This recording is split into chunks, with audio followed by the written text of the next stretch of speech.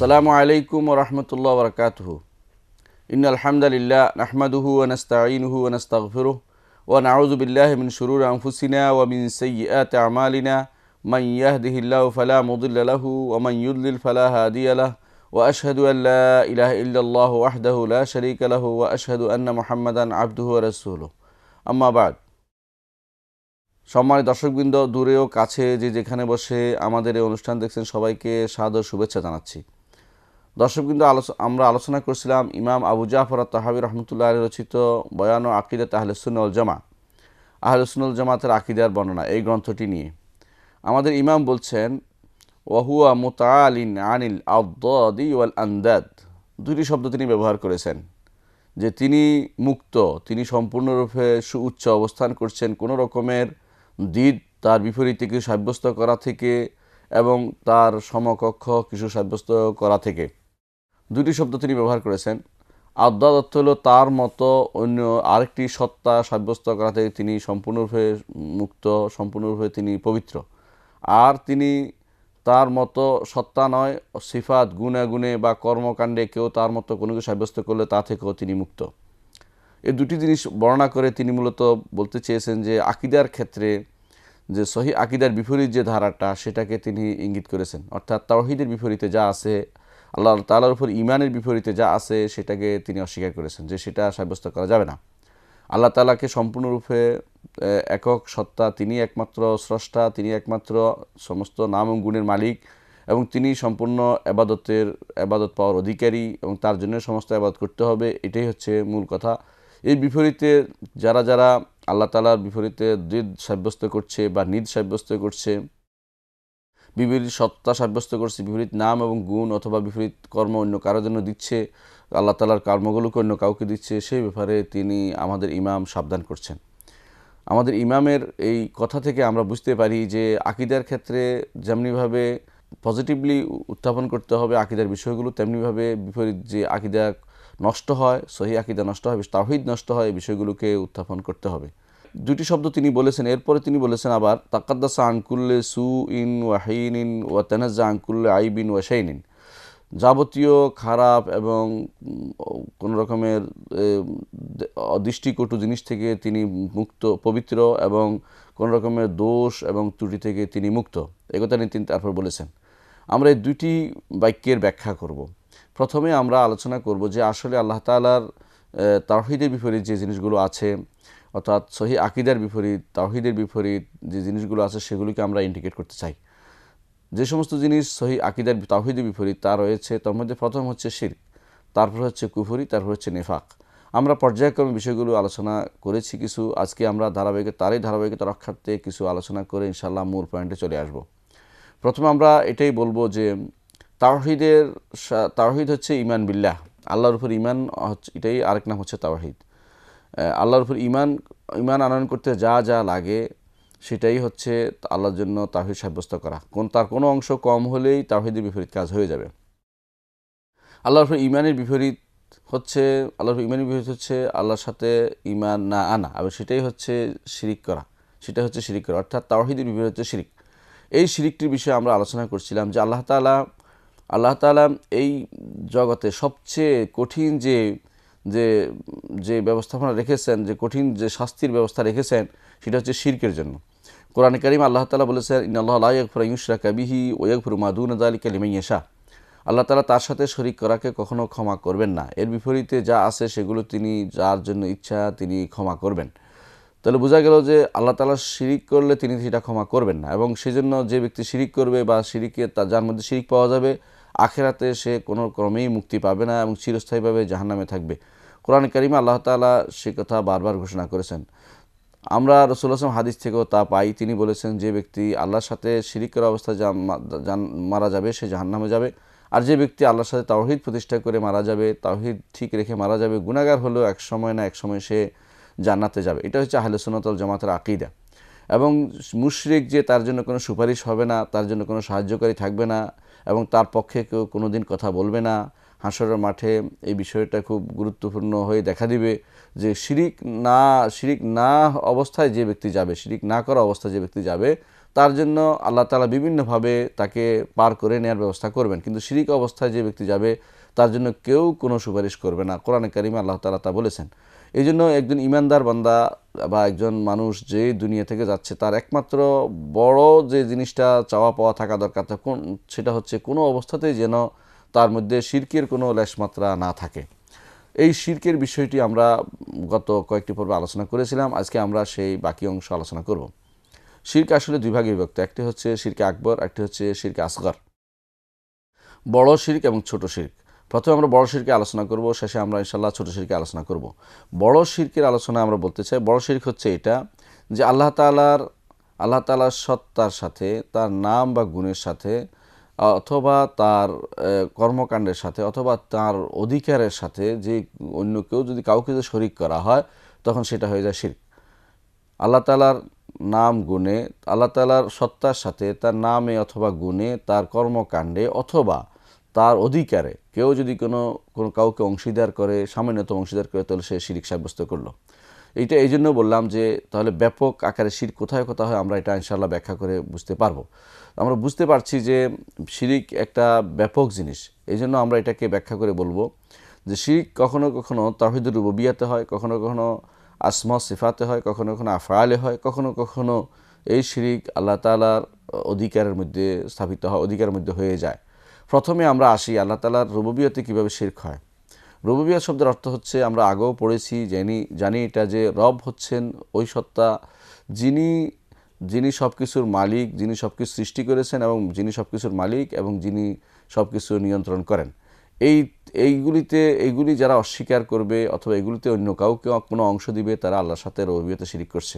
সেই হিসাবে রুবুবিয়্যাতে শিরককে আমরা দুই ভাগে ভাগ করতে পারি। সেটা হচ্ছে, প্রথম হচ্ছে শিরকুত তাওতিল, দ্বিতীয়টা হচ্ছে শিরকুল আমসাল, শিরকুত তাওতিল অথবা শিরকুত তামসিল, এভাবে ভাগ করতে পারি। শিরকুত তাওতিল হচ্ছে আল্লাহ তাআলার জন্য যা যা সাব্যস্ত করা দরকার তা বন্ধ করে দেয়া, সেটা না বলা, সেটা অন্য কাউকে দেয়া হোক বা না হোক।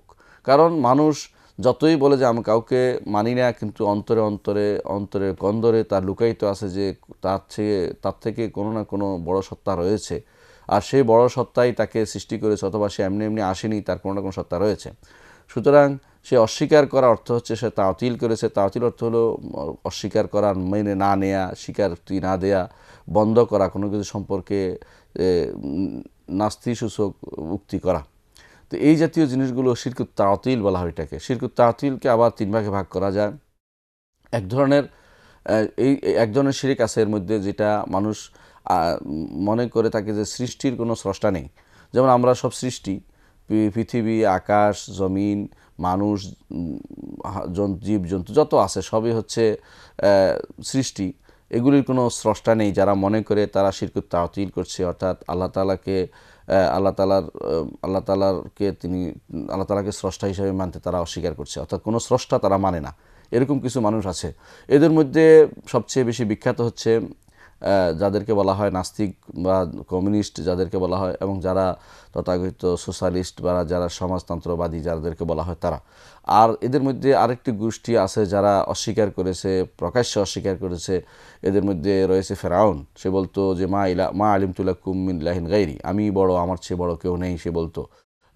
এই জাতীয় যারা বলছে, তার মধ্যে আরেকজন আছে নমরুদ। সে অস্বীকার করেছিল যে আনা ওয়াহয়ি ওয়া আমীত, সে বলছিল আমি তো জীবন দেই, আমি তো মৃত্যু দেই, এভাবে সে অস্বীকার করেছিল। তো এই জাতীয় যারা অস্বীকার করে, স্রষ্টা অস্বীকার করে, তারা এক ধরনের শিরকে লিপ্ত রয়েছে। আরেক ধরনের মানুষ আছে যারা স্রষ্টার অস্তিত্ব স্বীকার করে নামমাত্র, বলে থাকে স্রষ্টা এবং সৃষ্টি একই জিনিস। এদেরকে বলা হয় সর্বেশ্বরবাদী বিশ্বাসী।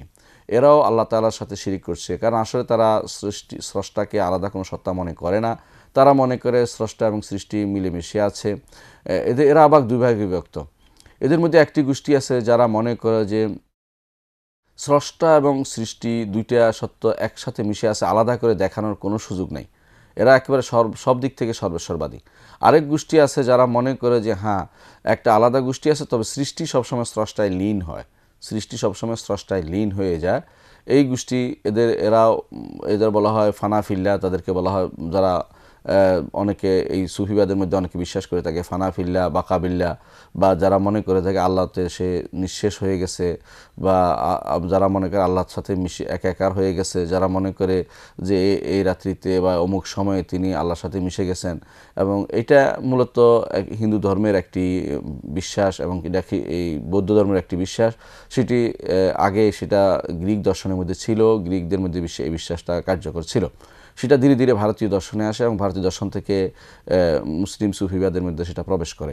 সেই জন্য এই গোষ্ঠী মনে করে যে স্রষ্টা এবং সৃষ্টি আলাদা সত্তা থাকলেও সৃষ্টি স্রষ্টাতে লীন হয় ধীরে ধীরে, এবং সেটাই তাদের অনেকে নিকটেই সেটাকে বলা হয় মোক্ষ লাভ বলা হয় হিন্দু ধর্মে।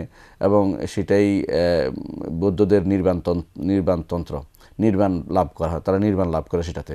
এইটাই সুফিবাদে গ্রহণ করেছে। সুফিবাদের মধ্যে যারা সর্বসর্বাদী সুফিবাদী, যারা বিশেষ করে যারা স্রষ্টা এবং সৃষ্টিকে একাকার করে দেখে, তারা এই মতবাদে বিশ্বাসী।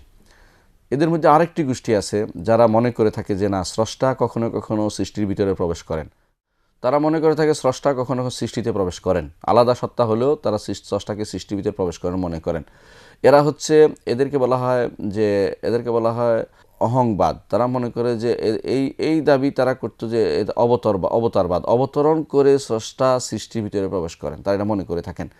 এই গোষ্ঠীর প্রধান ছিল মুসলিম দার্শনিকদের মধ্যে তথাকথিত যে ব্যক্তি, সবাই যাকে বড় আল্লাহর অলি মনে করে, অথচ সে অলি ছিল না। কারণ বাগদাদের সমস্ত ফকির একমত হয়ে তার মৃত্যুদণ্ড ঘোষণা করেছিল, কারণ সে দাবি করেছিল আনাল হক, আমি সেই ব্রহ্মস্পতি, সে দাবি করছিল। হিন্দু ধর্মে এই আমি সেই ব্রহ্মস্পতি এই দাবি করাটা এটা একটা তাদের কালচার, এবং এটা তারা দাবি করে থাকে। তারা মনে করে থাকে যে স্রষ্টা সৃষ্টির ভিতরে বাস করে থাকেন, তারা এটা মনে করে থাকেন। এই জন্য তাদের মধ্যে 10 অবতার আছে, বৌদ্ধ অবতার, শেষ পর্যন্ত কল্কি অবতারও তারা বলে থাকেন, মৎস্য অবতার, কুর্ম অবতার, এভাবে তারা অবতারের কোনো অভাব নেই। এমনকি বুদ্ধ অবতার, শেষ পর্যন্ত তারা যারা রাম কৃষ্ণ এরাও তাদের নিকট অবতার যে অবতরণ করেছে স্রষ্টা। কখনো কখনো যদি পশ্চিমবঙ্গের হয়, তারা মনে করে থাকে যে দুর্গা সে অবতার এবং কালী সে অবতার। এভাবে তারা অবতার, অর্থাৎ স্রষ্টা সৃষ্টির ভিতরে নেমে আসেন কোনো কিছু করার জন্য। নাউজুবিল্লাহ। এই জাতীয় বিশ্বাস মুসলিমদের মধ্যে কখনো ছিল না। সর্বপ্রথম এই বিশ্বাস ঢুকে মুসলিমদের মধ্যে সে হচ্ছে হাল্লাজ, হোসাইন ইবনে মনসুর আল হাল্লাজ। সেটা ঢুকায় বাগদাদের সমস্ত আলেমগণ একমত হয়ে তার মৃত্যুদণ্ড জারি করেছেন, এবং সে আসলেই কাফের ছিল, এই আল্লাহ তাআলার সাথে কুফরি করত। ইমাম যাহাবী রাহমাতুল্লাহ সিয়ার ও আলামিন নুবালাতে বর্ণনা করেন যে তার ছেলে বলেন, আমার বাবা যতদিন বাগদাদে ছিল ততদিন পর্যন্ত তিনি এই মতবাদে বিশ্বাসী ছিলেন না। তিনি হঠাৎ করে উদাও হয়ে গেলেন। 4 বছর পর্যন্ত তিনি ভারতে থাকলেন। ভারত থেকে যাওয়ার পরে তিনি এই মতবাদে বিশ্বাসী এবং সেটা থেকে মানুষকে আহ্বান করতে থাকলেন। এর অর্থ হচ্ছে তিনি ভারত থেকে এই বিশ্বাস নিয়ে গেছেন, কারণ ভারতে তখন এই বিশ্বাসের ছড়াছড়ি ছিল, এখনও সেই বিশ্বাস রয়ে গেছে। বিশেষ করে হিন্দু ধর্মের লোকদের মাঝে সেই বিশ্বাস প্রবল আকার রয়েছে। বিশেষ করে শঙ্কর আচার্য বা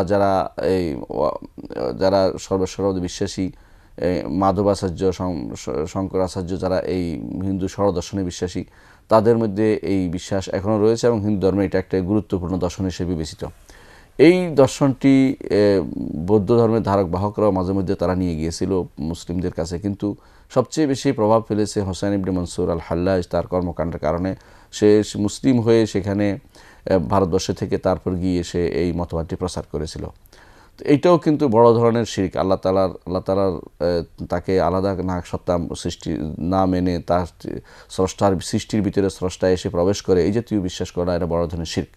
এই দ্বিতীয় শিরক হচ্ছে এটা যে তাতিল, কীভাবে আল্লাহ তাআলাকে তারা অস্বীকার করে বসছে। 3 নম্বর হচ্ছে এক ধরনের শিরক আছে, 3 নম্বর, সেটা হচ্ছে তাতিল, আল্লাহ তাআলার নাম, গুণ এবং কর্মকাণ্ডকে অস্বীকার করা যারা করে থাকে, সেটা তারা এক ধরনের শিরকে লিপ্ত রয়েছে।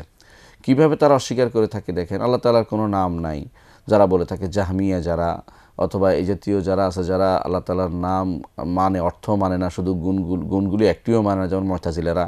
অনুরূপভাবে যারা আল্লাহ তাআলার নাম মানে, আল্লাহ তাআলার নামগুলি মানে কিন্তু কোনো অর্থ মানে, কোনো অর্থ মানে না, এদের মধ্যে রয়েছে আশায়রা এবং মাতুরিদিয়া। এরা সবাই এই জাতীয় শিরকের মধ্যে লিপ্ত রয়েছে। এদের মধ্যে আবার কেউ কেউ আল্লাহ তাআলা কর্মকাণ্ডকে অস্বীকার করে। আফাউল্লাহ, আল্লাহ তাআলা সৃষ্টি করেছেন, আল্লাহ তাআলা আবার আমাদের হিসাব নেবেন, আমাদের হাশরের মাঠে একত্রিত করবেন, জান্নাত জাহান্নাম দিবেন, এগুলো অনেকে অস্বীকার করে থাকে। এরা সবাই এই জাতীয় শিরকে অস্বীকার করছে, আল্লাহ তাআলার নাম, গুণ এবং ফেলকে ক্রিয়াকে কর্মকাণ্ডকে অস্বীকার করছে। এরা সবাই আল্লাহ তাআলার সাথে রুবুবিয়তে তারা শিরিক করছে, আল্লাহ তাআলার রুবুবিয়তে তারা শিরিক করছে।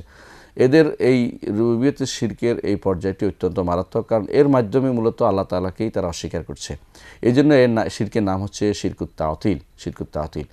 দ্বিতীয় প্রকারের শিরক যেটা আল্লাহ তাআলার রুবুবিয়তের সাথে হয়, সেটা হলো শিরকুত তামথিল। শিরকুত তামথিল হচ্ছে এটা যে এরা আল্লাহ তাআলাকে অস্বীকার করে না, কিন্তু আল্লাহ তাআলাকে স্বীকার করার সাথে সাথে অনুরূপ সত্য অস্বীকার করে, অনুরূপ সত্য অস্বীকার করে। এদের মধ্যে কেউ কেউ সরাসরি সত্তাগতভাবে আল্লাহ তাআলার সমপরিমাণ সত্তা স্বীকার করছে। এদের মধ্যে বিখ্যাত হচ্ছে যারা আল্লাহ তাআলার প্রথমে দুই সত্তা স্বীকারকারী এক ধরনের মানুষ রয়েছে, যাদেরকে বলা হয় মাজুস বা অগ্নি উপাসক। তারা মনে করে থাকে যে আল্লাহ তাআলা হচ্ছে ফায়লুল খাইর, ভালো কর্মকাণ্ড তিনি করেন। আর দ্বিতীয়টা হচ্ছে ফায়লুল শার, আরেকজন সত্তা রয়েছে, সেও সে ফায়লুল শার, খারাপ কিছু সৃষ্টি করেন, সে খারাপ সৃষ্টি করে থাকেন। এটা তারা বলে থাকে যে দ্বিতীয় সত্তা রয়েছে, একটার নাম দিয়েছে তারা ইয়াজদান, আরেকটা হলো আহারমান। এই দুই নাম দিয়ে থাকে তারা, যে ইয়াজদান ভালো সৃষ্টি করে, আহারমান খারাপ সৃষ্টি করে। এভাবে তারা খালেকুল খায়ের, খালেকুল শার, ভালোর সৃষ্টিকারী, কল্যাণের সৃষ্টিকারী এবং অকল্যাণের সৃষ্টিকারী দুইজন ইলাহ সাব্যস্ত করছে। এই দুইজন ইলাহ সাব্যস্তকারী মূলত আল্লাহ তাআলার সাথে সমপর্যায়ে সাব্যস্ত করার কারণ এটা হলো আল্লাহ তাআলার রুবুবিয়তে তারা শিরিক করছে। আল্লাহ তাআলার রুবুবিয়তে যে ব্যক্তি শিরিক করছে তার মধ্যে এরা সবচেয়ে বেশি মারাত্মক। কিন্তু তারপরেও দেখা যায় এরাও বলে থাকে যে সমপর্যায়ের নয়, বরং ক্ষমতার দিক থেকে যিনি কল্যাণের সৃষ্টিকারী তার ক্ষমতা বেশি, অকল্যাণের সৃষ্টিকারী তার ক্ষমতা কম। নাউযুবিল্লাহি মিন যালিক। আসলে আল্লাহ তাআলা তিনিই সব কিছু সৃষ্টি করেন, ভালো মন্দ সবই আল্লাহ তাআলার সৃষ্টি, এবং সেটা সৃষ্টির তার কোনো হিকমতের কারণে তিনি ভালো মন্দ উভয়টি সৃষ্টি করে থাকেন। সুতরাং এদের এই কথা গ্রহণযোগ্য নয়। এরা হচ্ছে মাজুস, এরা অগ্নি উপাসক। এদেরকে আল্লাহ তাআলা কোরআনে কারীমে উল্লেখ করেছেন যে ইন্নাল্লাযীনা আমানু ওয়াল্লাযীনা হাদু ওয়ান নাসারা ওয়াস-সাবিনা ওয়াল মাজুসা ওয়াল্লাযীনা আশরাকু ইন্নাল্লাহা ইয়াফসিলু বাইনাহুম। এটাকে বলা আয়াতুল ফাসল, সূরা হাজের মধ্যে আল্লাহ তাআলা তাদের নাম উল্লেখ করেছেন। তাহলে বোঝা গেল যে এরা দ্বিতীয় গোষ্ঠী, যারা আল্লাহ তাআলার সাথে সমপর্যায়ের আরেকজন স্বীকার করতে চায়, এক পুরোপুরি না হলেও কাছাকাছি সমপর্যায়ে স্বীকার করে। তারা বলে থাকে যে তিনি হচ্ছেন খালকুল শার, খারাপ সৃষ্টিকারী, ভালো সৃষ্টিকারী আল্লাহ, ইয়াজদান, আর খারাপ সৃষ্টিকারী হচ্ছে আহারমান। নাউযুবিল্লাহ। এরকম দুটি সত্তা সাব্যস্ত করা আল্লাহর সাথে রুবুবিয়তে তারা শিরিক করছে। আরেকটি গোষ্ঠী আছে যারা আল্লাহ তাআলার রুবুবিয়তের সাথে শিরিক করছে, তারা তিন সত্তা তারা সাব্যস্ত করে থাকে। এদের মধ্যে বিখ্যাত হচ্ছে খ্রিস্টানরা। তারা তিন সত্তা সাব্যস্ত করে থাকে। তারা বলে থাকে যে প্রথম সত্তা হচ্ছে আল্লাহ, দ্বিতীয় সত্তা হচ্ছে পুত্র, অর্থাৎ ঈসা আলাইহিস সালামকে তারা দ্বিতীয় সত্তা মনে করে, আর তৃতীয় সত্তা হচ্ছে রুহুল কুদুস বা পিতা এবং পুত্রের মাঝে যে সম্পর্ক বিরাজমান, সেই সম্পর্ককে তারা একটি অর্থপূর্ণ জিনিসকে তারা ব্যক্তিত্বে সাব্যস্ত করেছে, একটা অর্থ জিনিসকে ব্যক্তি বানিয়ে নিয়েছে। এরা এই জাতীয় শিরকে লিপ্ত রয়েছে। তারা মনে করে যে তিনটি সত্তা রয়েছে, তিনটি সত্তা মিলে আবার একই সত্তা, এই জাতীয় গাঁজাখুরি গল্প তারা বলে থাকে মানুষকে, সেটা বিশ্বাস করার জন্য তারা বলে থাকে। কিন্তু এটা আসলেই সত্য নয়। স্রষ্টা একজনই, তিনি হচ্ছেন আল্লাহ তাআলা। তারা যাকে তারা স্রষ্টার পুত্র হিসেবে বলছেন, তিনি আসলে পুত্র নন, তিনি হচ্ছেন আল্লাহ তাআলার নবী এবং রাসূল। আর সম্পর্ক হিসাবে যারা রুহুল কুদুস, কেউ মনে থাকে তারা হয়তো জিবরিল বিশ্বাস করে না, তারা মনে করে একটা সম্পর্ক, এই সম্পর্ক একটা মানবী জিনিস বা যেটা দৃশ্যমান জিনিস না বা সত্তা নয়, কিন্তু তারা এটাকে সত্তা বানিয়ে নিয়েছে। এসবই তাদের ভুল, মূলত আল্লাহ তাআলা এই সব কিছু সৃষ্টিকর্তা। আমরা ইনশাআল্লাহ এই বিষয়ে পরবর্তী পর্বে আরও আলোচনা করব। ততক্ষণ আপনারা ভালো থাকুন, সুস্থ থাকুন। আসসালামু আলাইকুম ওয়া রাহমাতুল্লাহি ওয়া বারাকাতুহু।